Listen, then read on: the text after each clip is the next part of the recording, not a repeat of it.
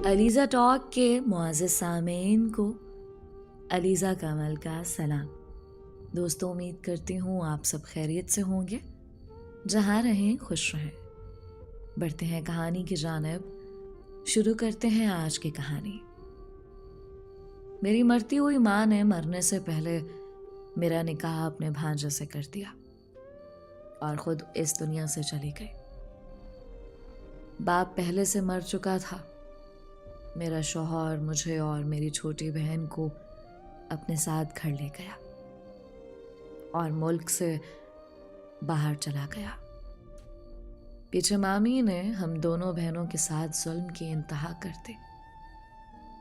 मुझ पर झूठे बहतान लगाकर मेरे शौहर को फ़ोन पर वरगलाती थी। एक रोज़ मामी हम दोनों बहनों को पठान को बेच रही थी, जब अचानक मेरा शौहर आ गया और अम्मा का फैसला सुनकर मैं बेचैन हुई थी। जो ख्वाहिश मेरी माँ कर रही थी, इस सब के लिए मैं तैयार नहीं थी। मेरा दिल बिल्कुल भी नहीं मान रहा था कि इतनी अचानक इस फैसले पर मैं सिर झुका दूं। मैं परेशान हो गई और अम्मा को समझाना चाहा कि वो अपने फैसले से बाज रहें, मगर अम्मा मेरी कोई भी बात सुनने को तैयार नहीं थी। उल्टा मेरा हाथ थाम कर मुझसे इल्तिजाएं करने लगी कि मैं उनकी बात आखिरी ख्वाहिश समझकर मान लूं। अम्मा की बातें मेरा दिल दहला रही थी। मैं उन्हें संभालने लगी, उनको समझाया, उनको कुछ नहीं होगा, वो बिल्कुल ठीक हो जाएंगी। मगर लगता था अम्मा सब कुछ पहले से तय कर बैठी थी। अंदाजा नहीं था कि उनकी जिंदगी के बस चंद ही लम्हे बचे हैं। मेरे मुसलसल इनकार और रोने पर अम्मा ने बेबसी से अपने भतीजे बाबर की जानिब देखा तो वो अम्मा को दिलासा देने लगा और कहा, आप फिक्र ना करें फूफो, सब ठीक हो जाएगा। जैसा आप चाहती हैं बिल्कुल वैसा ही होगा। आप आराम करें। मैं जुनैरा के साथ डॉक्टर के पास चक्कर लगा कर आता हूँ। बाबर भाई की बात पर मैंने बेचैन होते उनकी जानिब देखा। मैं जानती थी वो मुझसे ही बात करना चाहते हैं। मैंने कतरा कर वहां से निकलना चाहा, मगर बाबर भाई ने मुझे रोक लिया और कहने लगे, मानता हूं मैं तुमसे उम्र में बहुत बड़ा हूं और तुम मुझे बड़ा भाई समझते हो और मेरे साथ निकाह करने के लिए तैयार नहीं हो। मैं भी इस सूरत हाल के लिए बिल्कुल तैयार नहीं हूं, मगर फूफो की खातिर खामोश हूं और चाहता हूं कि तुम भी हालात को समझो। देखो तो सही, फूफो की हालत बहुत ज़्यादा ख़राब है। उन्हें अपनी तबीयत से ज़्यादा तुम दोनों की फिक्र और परेशानी है। अगर तुम इसी तरह मुसलसल इनकार करती रही तो उनकी तकलीफ बढ़ जाएगी। क्या तुम उनकी खातिर भी उनके फैसले पर सर नहीं झुका सकते? फिर जब वो ठीक हो जाएं तो बेशक अपना फैसला बदल लेना, मैं एतराज़ नहीं करूँगा। वैसे भी फूफो ठीक कहते हैं। उनकी जो हालत है, मुझे दिन रात उनके पास चक्कर लगाने पड़ते हैं। ऐसे में लोग बातें बनाने लगे हैं। अगर फूफो का फैसला मान लेते हैं तो लोगों की जुबानों को भी ताला लग जाएगा और तुम दोनों बहनों को भी मैं अच्छे से बिना किसी परेशानी के संभाल सकूंगा। मेरे आने से तुम दोनों को भी मसला नहीं होगा। मैं तुम्हारे साथ जोर जबरदस्ती नहीं करना चाहता, बस इतना चाहता हूं कि तुम अपनी माँ की ख्वाहिश का एहतराम करो ताकि उन्हें थोड़ा सुकून मिल सके। मैं खामोश बैठी सर झुकाए बाबर भाई की बात सुन रही थी। उनकी बातों में दम था। वाकई अम्मा की हालत खराब थी। इस वजह से बाबर भाई अक्सर हमारे घर आ जाते थे। अम्मा तो अस्पताल में थी, घर में सिर्फ हम बहनें होती थी। اور بھائی کا چکر رات میں بھی لگتا تھا۔ اس وجہ سے سب محلے والے باتیں بنانے لگے تھے، اور بابر بھائی کی امی یعنی ہماری مومانی نے گھر آ کر خوب باتیں سنائی اور ہم بہنوں پر الزامات لگائے کہ ہم بہنیں ان کے بیٹے کو ورغلا رہی ہیں، حالانکہ ایسا کچھ نہیں تھا۔ بابر بھائی مجھ سے بہت بڑے تھے اور ثانیہ تو مجھ سے بھی چھوٹی تھی، تو ہم کیوں ان کو ورغلاتے؟ مگر یہ دنیا اور زمانہ باتیں کرنے سے نہیں رکتا، اور بے سہارا لڑکیوں کی کردار کشی کرنا تو ویسے بھی ہمارے معاشرے اور لوگوں کا پسندیدہ کام رہا ہے۔ میں اماں کی بے چینی کو اچھے سے سمجھ گئی تھی، اس لیے بابر بھائی کی بات پر خاموشی سے سر جھکا لیا، اور نہ چاہتے ہوئے بھی اماں کی آخری خواہش مان کر بابر بھائی سے نکاح کرنے پر تیار ہو گئی۔ میری حامی بھرنے کی دیر تھی، اماں نے فوراً سے بابر بھائی سے کہہ کر مولوی کو بلوا لیا اور وہیں ہسپتال میں میرا نکاح کرا دیا۔ اب میں قانونی اور شرعی طور پر اپنے کازن کی بیوی بن چکی تھی۔ مجھے بہت عجیب لگ رہا تھا، کچھ دیر پہلے تک وہ میرے بھائی تھے اور اب وہ میرے شوہر بن چکے تھے۔ اماں جیسے ہمارے نکاح کے انتظار میں تھے، اسی شام ان کی حالت بگڑ گئی اور وہ اس دنیا سے رخصت ہو گئی۔ اماں کی موت سے ہم بہنیں ٹوٹ کر بکھری تھیں، ان کے علاوہ ہمارے پاس اس دنیا میں تھا ہی کون؟ ابا تو پہلے اس دنیا سے جا چکے تھے، ایک اماں کا سہارا تھا، وہ بھی نہیں رہا تھا۔ ہم دونوں بہنیں پاگلوں کی طرح چیخ چیخ کر رو رہی تھیں۔ ثانیہ کے پاس تو میرا کندھا موجود تھا، جس کے ساتھ لگ کر وہ اپنا درد بانٹ رہی تھی، مگر میرے پاس تو کوئی ایسا آسرا بھی نہیں تھا۔ میں بے بسی کی انتہاؤں پر تھی۔ میرا دل نہیں چاہ رہا تھا کہ میں اماں کو جانے دوں، مگر ان کا بے جان وجود اب ہمارے ساتھ نہیں رہ سکتا تھا۔ خاندان والوں نے بہت مشکل سے ہم بہنوں کو سنبھالا اور اماں کی میت سے دور کیا۔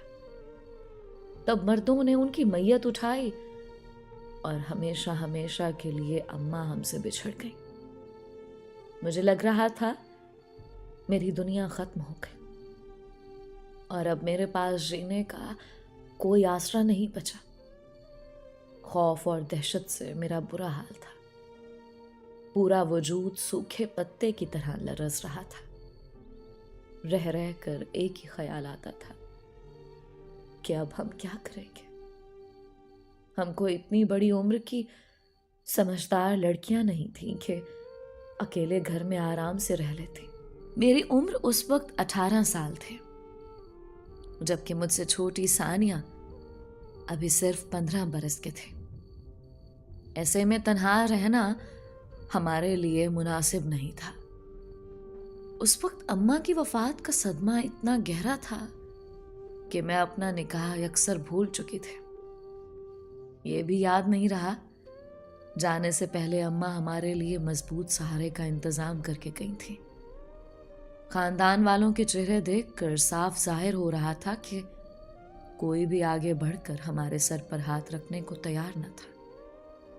وہ تو شاید دنیا دکھاوے کے لیے بحالت مجبوری رسم نبھانے آئے بیٹھے تھے، اور اب بیٹھے ہمدردی کی آڑ میں طرح طرح کے سوالات کر کے پریشان کر رہے تھے۔